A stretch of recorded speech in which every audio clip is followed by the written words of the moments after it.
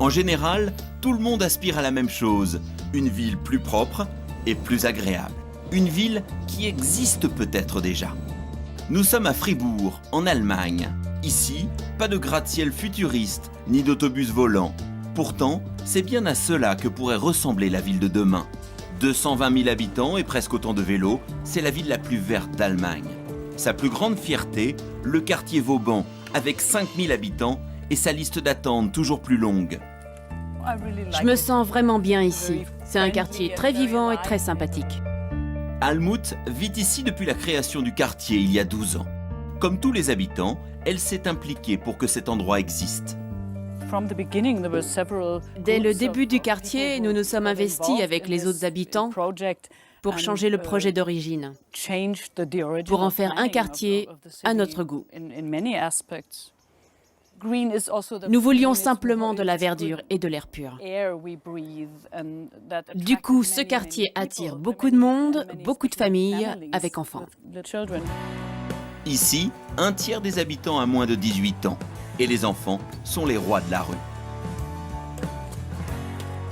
On a choisi cet endroit pour ça, pour la qualité de la vie. C'est vraiment idéal pour les enfants. Le quartier est conçu selon un principe simple, mais radical. Supprimer les voitures pour faire de la place aux humains. Fini les places de parking au pied des immeubles. Tout est fait pour décourager l'usage de la voiture. En fait, dans la plupart des rues du quartier Vauban, il n'y a pas de parking devant les maisons, ni privé ni public. Ici, nous sommes dans un des 2 seuls garages du quartier. Les habitants qui possèdent une voiture sont obligés de louer une place de stationnement ici. Ils doivent même signer une lettre où ils s'engagent à ne pas se garer dans la rue. Résultat, seuls 30% des habitants possèdent une voiture. La plupart n'en ont pas besoin, le centre-ville est à 10 minutes de tramway, à peine plus en vélo. Mais pour faire une ville verte, il ne suffit pas de construire des pistes cyclables. À Vauban, même les immeubles sont écologiques.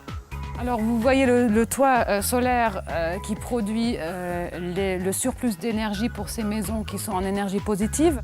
Ça veut dire que le bâtiment est conçu pour produire plus d'énergie qu'il n'en consomme. Et pour ça, rien n'est laissé au hasard. Alors la largeur des balcons, elle est conçue exactement pour avoir du soleil dans la maison jusqu'au mois de mai.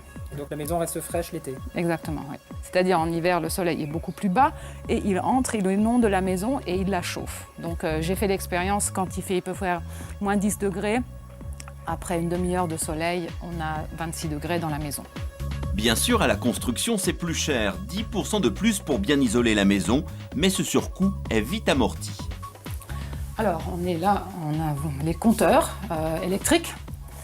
Et donc, on trouve le compteur qui, pour la production d'énergie par les panneaux photovoltaïques. Et ici, c'est le compteur qui compte donc la consommation et on voit qu'il y a une différence nette, donc un surplus de production. Chaque kilowattheure produit rapporte donc de l'argent. Ou comment faire rimer écologie avec économie. Je dois dire que quand on habite un quartier comme ça, on se rend compte qu'il y a des alternatives et que ça va certainement continuer, que quand on a des idées et on les poursuit, ça peut mener très loin. Bref, nous sommes encore loin des voitures volantes. Mais qui en a vraiment envie? Fribourg veut être une source d'inspiration pour les villes du futur en remettant l'humain au centre de la cité.